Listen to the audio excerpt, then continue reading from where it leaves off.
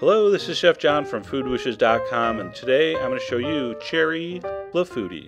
It's basically kind of a cherry custard pie pancake thing.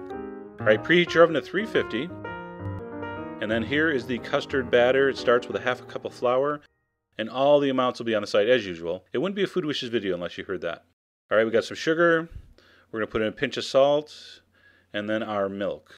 Now what you want to do, you're going to whisk this together at this point. It's going to get 3 eggs in a minute, but if you put the eggs in, I always find it much harder to get the lumps of the flour out, and many recipes call for this in the blender, which works great, mixes everything beautifully, but then you got to clean the blender.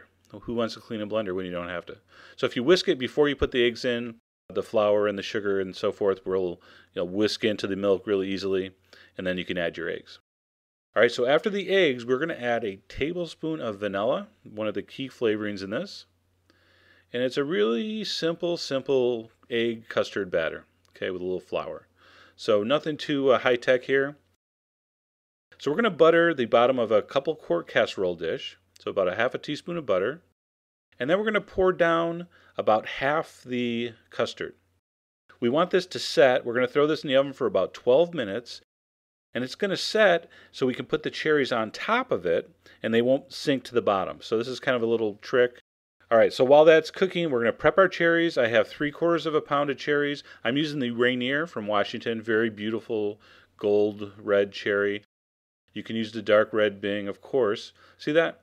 So after 12 minutes that comes out. It's just firm enough to hold these up. It's not cooked all the way, but it will prevent the cherries from falling to the bottom. Oh my God, he didn't take the pits out. That's right. Don't be scared. This traditionally is cooked with the pits. The pits are supposed to give off a little extra flavor. I know what you're thinking. Lawsuit waiting to happen. When you eat this, it's very easy. The pits will pop right out and you just do it with your fork, and it's not that hard. You don't crunch into the pits. Come on.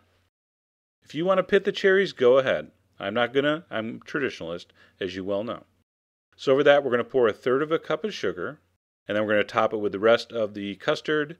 And I didn't pour it in because I don't want all my cherries rolling around. So I'm going to put it in carefully with a ladle.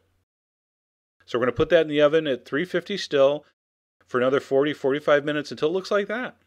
See how in the back there it kind of poofed out? That's very common. Sometimes it does it on all 4 sides. Sometimes just one side. You can't tell with a Clafouti. They got a mind of their own. And I know I should have cleaned that spot off camera, but it was bugging me, so I scraped it off and, burned my thumb. But it was worth it. And then we're going to let that cool. Once this cools to just warm, you scoop it out on a plate. You kind of push the fork down on that cherry. The pit will pop right out.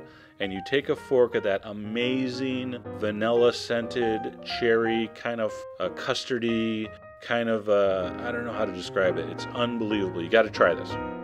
So go to the site, get the ingredients, and as always, enjoy.